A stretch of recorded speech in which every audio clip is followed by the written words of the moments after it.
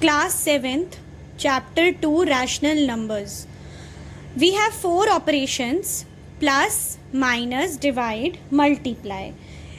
In your first exercise, we will start with addition, that is 3/7 and 6/7. If we add, if they have same denominators, अगर दोनों denominator same है, ये भी 7 है और ये भी 7 है, तो बहुत सिंपल है. दोनों डिनोमिनेटर्स का एलसीएम कितना आ जाएगा? 7. ठीक है, तो ये भी 7 हो गया, डिनोमिनेटर 7, तो 7 और न्यूमरेटर्स को आप एज इट इज़ लिख सकते हो. और ये क्या हो जाएगा हमारा?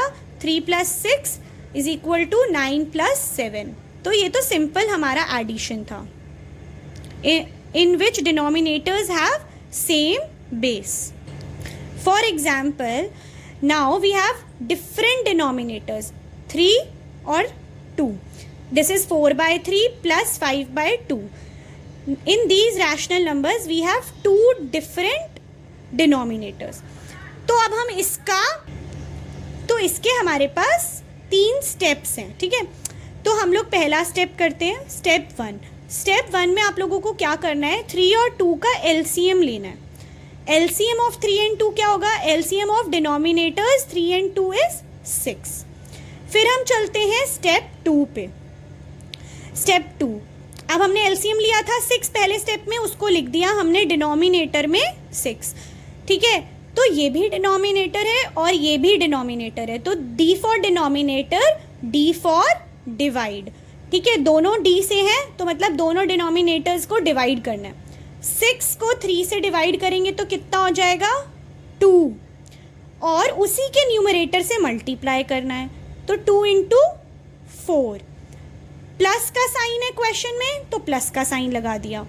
माइनस होता तो माइनस लगाते, बट अभी हम लोग एडिशन कर रहे हैं.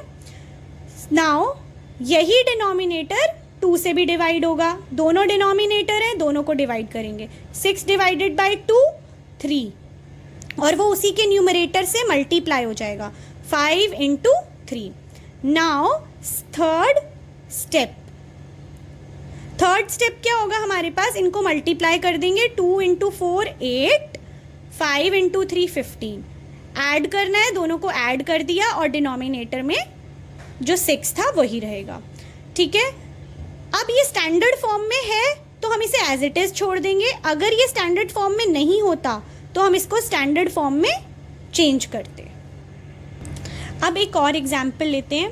-3/11, -2/7, इनको ऐड करना है. -3/11 प्लस ऐड करना है तो प्लस का साइन, -2/7, ये माइनस क्वेश्चन में ही था, वो माइनस लगाया. अब 11 और 7 का क्या करेंगे? एलसीएम लेंगे, फर्स्ट स्टेप.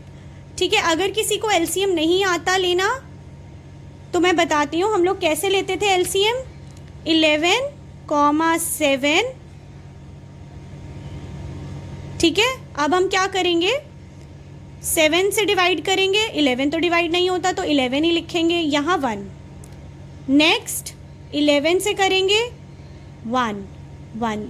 हम इसको तब तक करते जाएंगे जब तक 1 आंसर नहीं आता. अब हमारे पास 7 और 11 दोनों आ गए, तो 7 × 11 दैट इज 77. तो ये हमारा हो गया एलसीएम. ठीक है, तो ये हमारा एलसीएम आ गया 77. Now we have taken the LCM 77. अब हमारे पास क्वेश्चन में क्या था? ये भी डिनोमिनेटर है 11 और 77 भी, तो दोनों को डिवाइड करेंगे. 77 / 11 7, और उसी के न्यूमरेटर से मल्टीप्लाई, -3 × 7. प्लस ऐड कर रहे थे, अब दोबारा से 77 को नेक्स्ट वाले डिनोमिनेटर से डिवाइड करेंगे. 77 / 7 11, तो ये कितना हो जाएगा? -2 × 11, क्योंकि न्यूमरेटर में -2 था. थर्ड स्टेप मल्टीप्लिकेशन करेंगे. -3 × 7 -21, प्लस माइनस 2 × 11 22, और अपॉन में 77. उसके बाद माइनस माइनस क्या होता है? प्लस होता है, तो 43, और साइन किसका आएगा? माइनस का, क्योंकि बड़े के पास माइनस का साइन है. और क्या होगा, डिनोमिनेटर में एज इट इज़ 77 रहेगा। और अभी अगर ये स्टैंडर्ड फॉर्म में है इसीलिए इसको आगे हम चेंज नहीं करेंगे।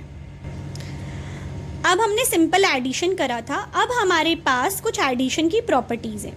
फर्स्ट प्रॉपर्टी है कॉम्यूटेटिव। कॉम्यूटेटिव का मतलब क्या है, x plus Y is equal to Y plus X. मतलब अगर हम 2 प्लस 5 करते हैं या 5 प्लस 2 करते हैं तो आंसर 7 ही आ रहा है। मतलब हमारे ऑर्डर से कोई भी फ़र्क नहीं पड़ रहा है, हम 2 पहले लिखें या 5 पहले लिखें, उसके ऑर्डर से हमें कोई फ़र्क नहीं पड़ रहा है। बट सब्ट्रैक्शन के केस में ऐसा नहीं है। सब्ट्रैक्शन के केस में आंसर्स अलग आते हैं, x माइनस वाई और y माइनस एक्स। तो 2 माइनस 5 करते हैं तो -3, 5 माइनस 2 करते हैं तो 3।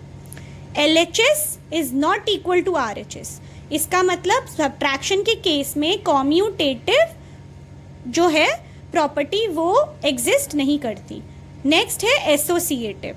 एसोसिएटिव में अब जैसे इसमें 2 टर्म्स थी, इसमें 3 है, तो 1 2 3 अगर हम इनको ब्रैकेट में लेते हैं तो 2 प्लस 3 प्लस 5, तो 2 प्लस 3 पहले प्लस होगा क्योंकि ब्रैकेट पहले सॉल्व होगा, तो 5 प्लस 5 10 हो जाएगा। और नेक्स्ट में लेते हैं x plus y plus z, y और z को ब्रैकेट में लेते हैं तो 3 प्लस 5 पहले सॉल्व होगा 8।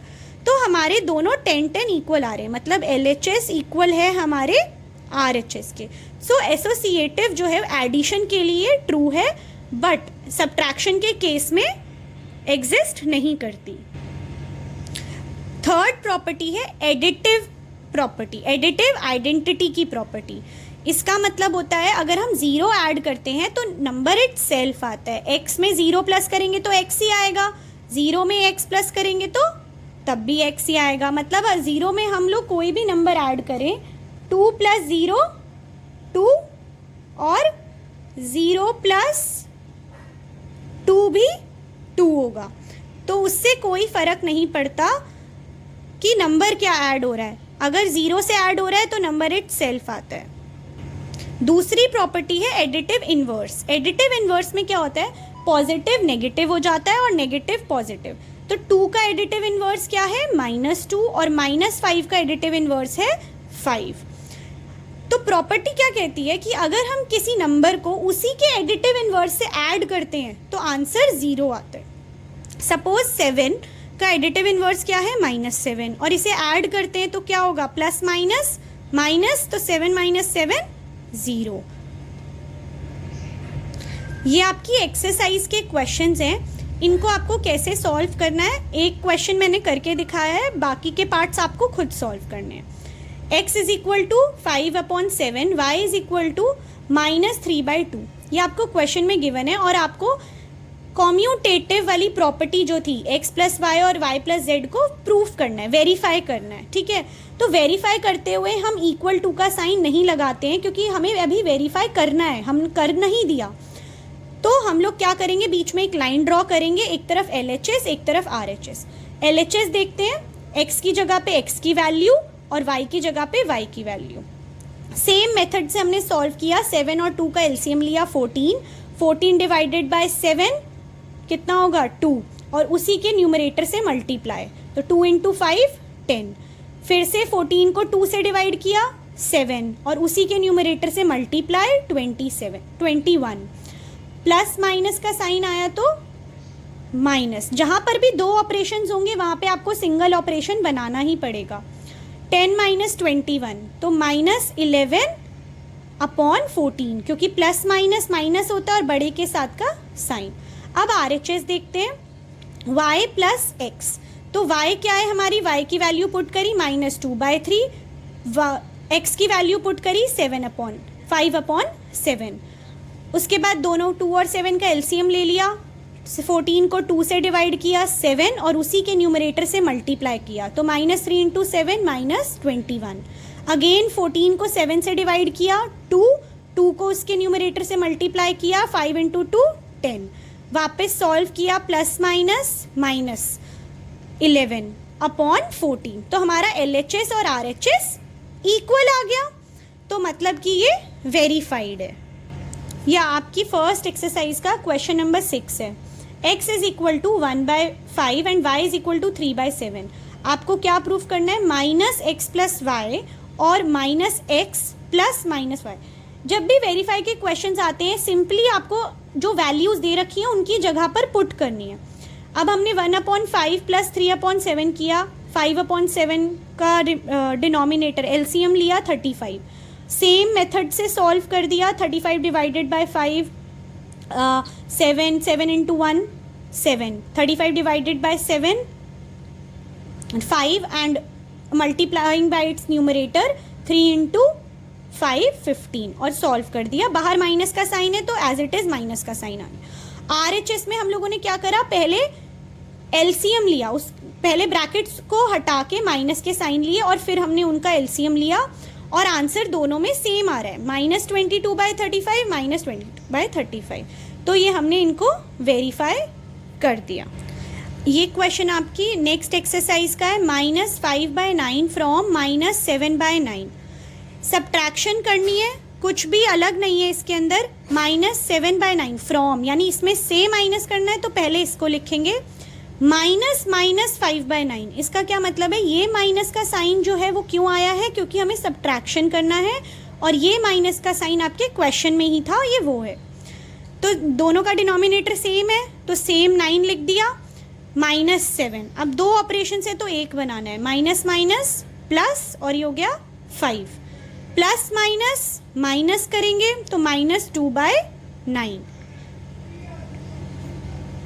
सब्ट्रैक्शन की जो एक्सरसाइज है आपकी सेकंड, उसमें भी आपको सेम ऐसे ही क्वेश्चंस करने हैं, बस एडिशन की जगह आपको सब्ट्रैक्शन को वेरीफाई करना है। उसमें लिखा होगा नॉट इक्वल टू, जैसे एडिशन में हमने हेंस वेरीफाइड में LHS इज इक्वल टू आया था, इनके अंदर LHS नॉट इक्वल टू, इसमें कैसे लिखते हैं, इसमें ऐसे LHS not equal to RHS। Subtraction के केस के अंदर चाहे वो कॉम्यूटेटिव हो, एसोसिएटिव हो, आइडेंटिटी हो, इन्वर्स हो, सारे के सारे नॉट एग्जिस्ट करते हैं, तो इसीलिए वो नॉट इक्वल टू आते हैं।